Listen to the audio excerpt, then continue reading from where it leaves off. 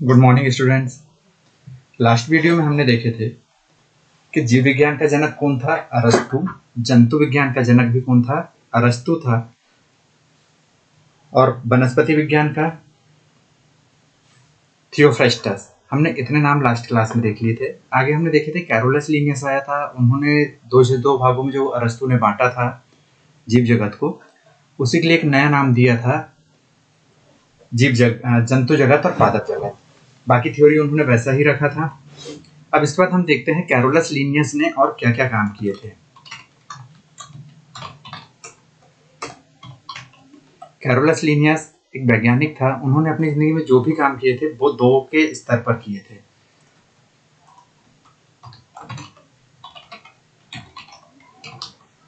सबसे पहली चीज उन्होंने क्या देखा था? लास्ट क्लास में हमने देख लिया था कि उन्होंने दिया था द्विजगत वर्गीकरण पद्धति।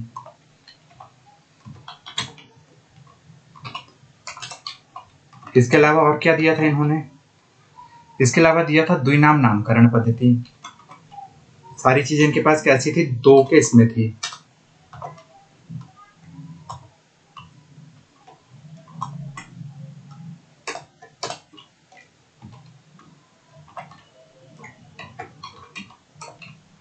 द्विनाम नामकरण पद्धति। द्विनाम नामकरण पद्धति में क्या था? द्विनाम नामकरण पद्धति की यदि हम बात करते हैं तो इन्होंने यह निर्धारित किया था कि सभी जीव उनके दो नाम होंगे और दो नाम में से पहला नाम जाता है किस चीज के लिए? तो पहला नाम जाता है वंश तथा दूसरा नाम जाति के लिए। इसके अलावा इन्होंने दो बुक और लिखी थी और वो दो बुक कौन सी थी हम उसके बारे में भी देखेंगे अभी। तो हम सबसे पहले द्विजगत वर्गीकरण हमने देख लिया था पिछली क्लास में। द्विजगत वर्गीकरण में क्या था? इन्होंने दो जीव जगत को दो जगत में बांटा था। पहला था जंतु जगत, दूसरा था पादप जगत। आज हम बात करेंगे इनकी द्विनाम नामकरण पद्धति की। तो द्विनाम नामकरण पद्धति में क्या क्या था? पहली चीज थी पहला नाम, फर्स्ट नेम। सेकंड क्या था? सेकंड आता है इसी में सेकंड नेम। फर्स्ट नेम के अंदर क्या क्या चीजें थी? देखिए फर्स्ट नेम क्या होगा? फर्स्ट नेम हमेशा डिनोट करता है किस चीज के लिए? फर्स्ट नेम हमेशा डिनोट करेगा इनके जीनस को।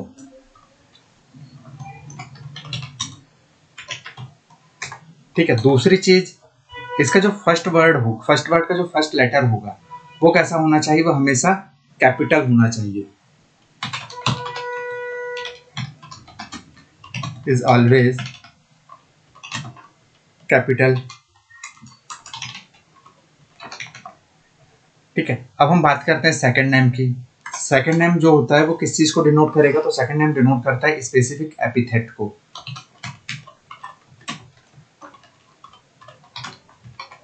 मतलब ये दर्शाएगा जाति को।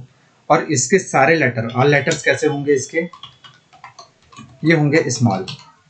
इसके अलावा भी कुछ और नियम थे। क्या नियम थे इसके अलावा? तो इसके अलावा इन्होंने दो तीन नियम और बनाया हुआ था और वो नियम को यदि हम समझना चाहते हैं तो हम इसमें देखते हैं। पहला नियम था इनका आई।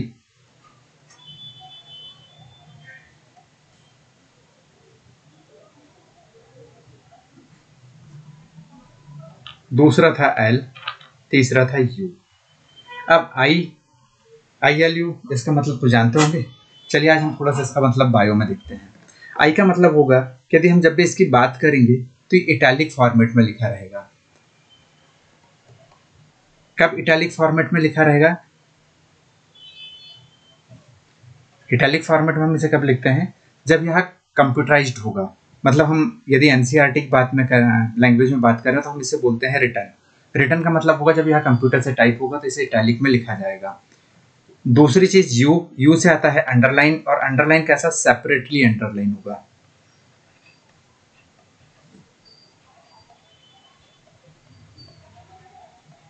सेपरेटली अंडरलाइन होगा मतलब इस वर्ड को हम अलग से अंडरलाइन करेंगे, सेकंड वर्ड को यहां से हम अलग से अंडरलाइन करेंगे। इन दोनों को एक ही अंडरलाइन के अंदर नहीं लेते हैं। दो और एक और नाम क्या था इसका? यू से एक वर्ड और आता है यूनिवर्सली एक्सेप्टेड। मतलब यह पूरे विश्व में एक साथ एक जैसा ही एक्सेप्ट किया जाएगा।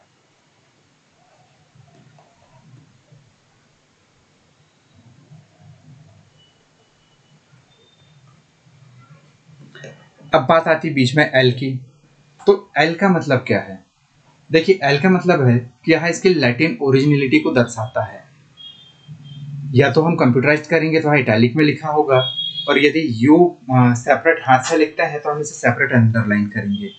यह होता है इसे सेपरेट अंडरलाइन करना। तो ये जो दो नियम थे, ये किस चीज को दर्शाते हैं? लैटिन ओरिजिनलिटी को।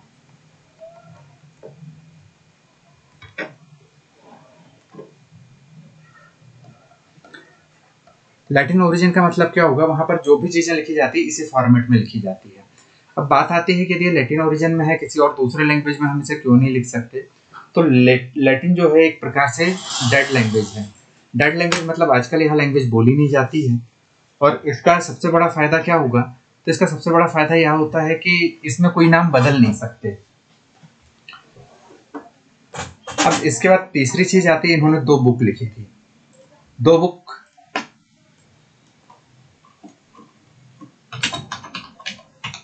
कौन कौन सी थी? पहली बुक थी इनकी सिस्टेमा नेचर।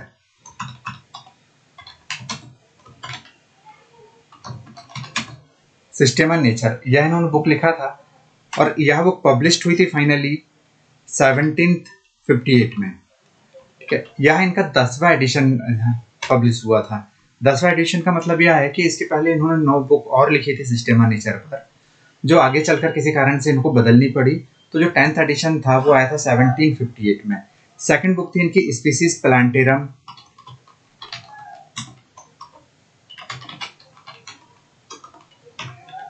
यह बुक आ गई थी 1753 में। ठीक है, अब हम यदि इसकी बात करते हैं तो इन दोनों बुक में था क्या?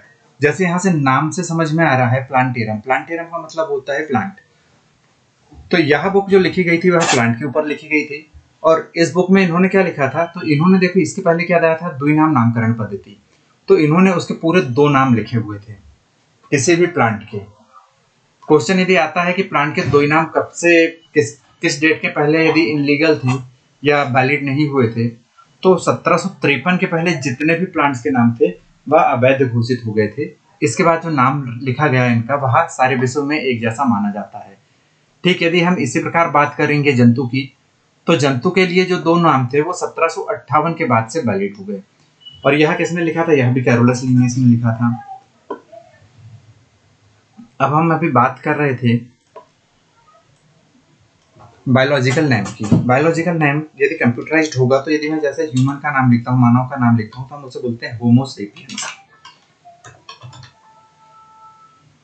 अब ये होमो सेपियंस यदि मैंने कंप्यूटराइज्ड लिखा है, तो यहां पर ये कैसा आ रहा है? देखिए, सीधा आ रहा है। अब हम इसे इटैलिक फॉर्मेट में कन्वर्ट कर देते हैं। इटैलिक यदि हम करेंगे तो कंट्रोल आई से यहाँ पर इटैलिक हो जाता है। ये देखिए थोड़ा सा तिरछा हो गया, दिख रहा है? ये होता है इटैलिक फॉर्मेट। अंडरलाइन यदि मैं यहाँ से करता हूँ, तो अंडरलाइन करने पर यह डायरेक्ट पूरा अंडरलाइन हो जा रहा है। इसमें ऐसा अंडरलाइन नहीं होता है, इसको हम सेपरेटली अंडरलाइन करते हैं। यदि ऐसा कोई नाम आता है तो ये गलत होगा। दूसरी चीज, सेपियंस में एस कैपिटल है, मतलब यह नाम अभी भी गलत होगा। यहाँ क्या होगा? स्मॉल होगा। सिर्फ इसका पहला लेटर ही कैपिटल होगा, बाकी सारे के सारे जैसे होंगे स्मॉल होंगे। किसी किसी जगह पर तीसरे नाम भी लिखे आते हैं। तो जो तीसरा नाम होता है वह वैज्ञानिक का नाम होता है, जिस वैज्ञानिक ने इसका नामकरण किया है। कुछ क्वेश्चंस इसमें ऐसे भी आते हैं कि क्या यदि किसी जीव का नाम होमोसेपियंस है, तो होमोसेपियंस किसी एक ही वैज्ञानिक ने इस जीव का नाम रखा है? तो नहीं, ऐसा नहीं होता। क्योंकि मान लीजिए अभी कोरोना के बहुत सारे वेरिएंट आए, तो कोरोना जो है वो बहुत पहले नाम रख लिया गया था। अब जो अभी वैज्ञानिक हैं वो सब क्या करेगा? उसके वेरिएंट के नाम को उसके आगे जोड़ देगा। तो नॉर्मली हम ये नहीं कह सकते कि एक ही वैज्ञानिक के द्वारा दोनों नाम रखे जाएंगे। ये नाम पहले किसी और ने रख दिया होगा, अब इसके बाद यदि कोई नया जीव मिल जाएगा तो वो सिर्फ क्या करेगा? उसकी जाति में परिवर्तन करेगा, मतलब उसके साथ यहाँ पर इसकी जाति जोड़ देगा, और यही आगे तक चलते रहता है। तो हम ऐसा नहीं कह सकते कि एक ही वैज्ञानिक दोनों नाम को रखेंगे। अब हमने देख लिया था यहाँ से 2 किंगडम क्लासिफिकेशन तक। अब यदि हम बात करते हैं 3 किंगडम क्लासिफिकेशन की, 3 जगत वर्गीकरण, तो 3 जगत वर्गीकरण किसने दिया था?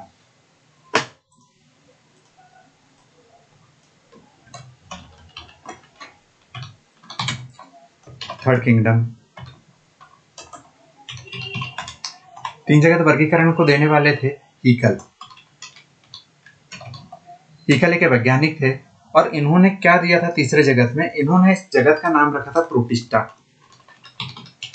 ठीक है, प्रोटिस्टा क्या होता है? एक ऐसा जगत, देखिए कुछ कुछ ऐसे जीवों की खोज हो गई थी जो ना किसी कारण से ना तो पादप में आते थे और ना ही जंतु में आते थे। मतलब कुछ ऐसे जीव खोज लिए गए जिनके ऊपर कोशिका भित्ति पाई जाती है। अब यदि कोशिका भित्ति पाई जाती है और वो पादप में आना चाहिए, परंतु वो प्रकाश संश्लेषण नहीं कर पाता है, तो अब ऐसे जीवों को किस में रखा जाए? जब ये बात आई कि ऐसे जीवों को किस में रखा जाए, तो एक हीकल नाम के एक वैज्ञानिक हुए और उन्होंने एक जगत बनाया, जगत प्रोटिस्टा। जगत प्रोटिस्टा में उन्होंने उन सारे जीवों को रख लिया जो ना तो पादप के अंदर जा पा रहे थे और ना ही जंतु के अंदर जा पा रहे थे। अब इसके लिए उनका नियम क्या था? तो इसमें कोई डिफाइन बाउंड्री नहीं थी।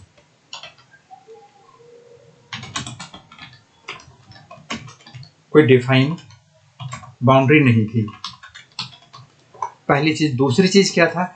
इसमें टिश्यू या ऊतक स्तर के जीवों को नहीं रखा गया था।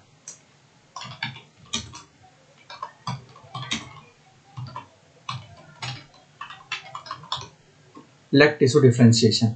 टिश्यू क्या होता है?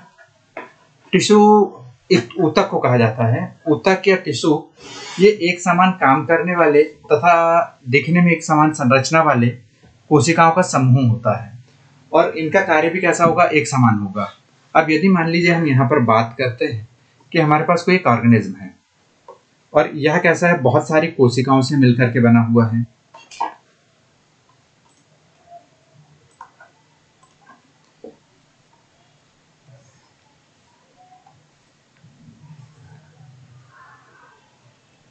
ये क्या है? एक जीव है और इसमें ये इसकी बहुत सारी कोशिकाएं हैं।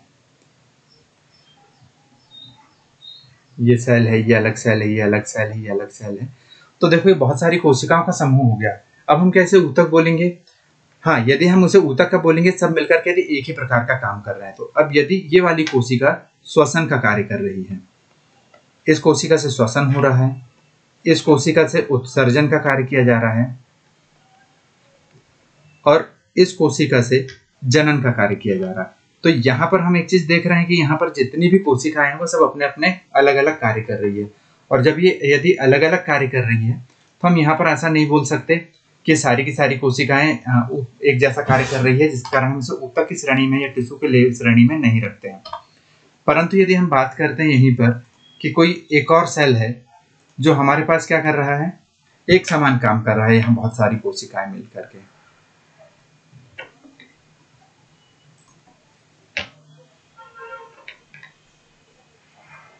ये एक कोशिका हो गई, ये दूसरी कोशिका हो गई,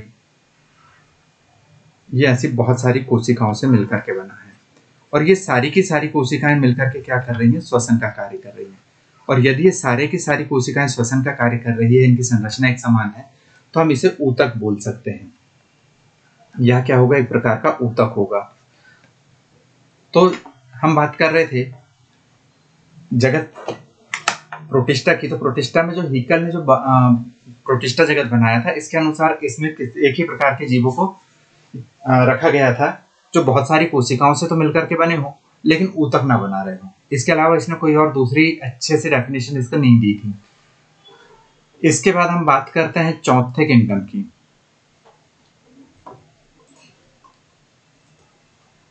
फोर्थ किंगडम। फोर्थ किंगडम इसे कब इन्वेंट किया गया था? फोर्थ किंगडम को, फोर्थ किंगडम आया था माइक्रोस्कोप के डेवलपमेंट के बाद। After microscope invention, microscope invention के बाद जब इसका ये सामने आया तो क्या हुआ? इसमें ऐसे जीव दिखाई देने लगे थे हमें जो इसके पहले कभी दिखाई नहीं देते थे।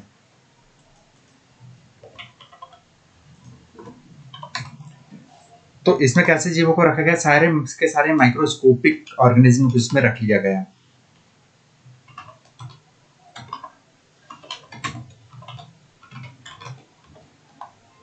और इस किंगडम का नाम इन्होंने क्या दिया था? इस किंगडम का नाम इन्होंने दिया था किंगडम मोनेरा। इसके बाद बात आती है फोर्थ किंगडम के बाद फिफ्थ किंगडम की, जिसे आर एच विटेकर ने दिया था। तो हम इसे नेक्स्ट वीडियो में समझने की कोशिश करेंगे। Thank you.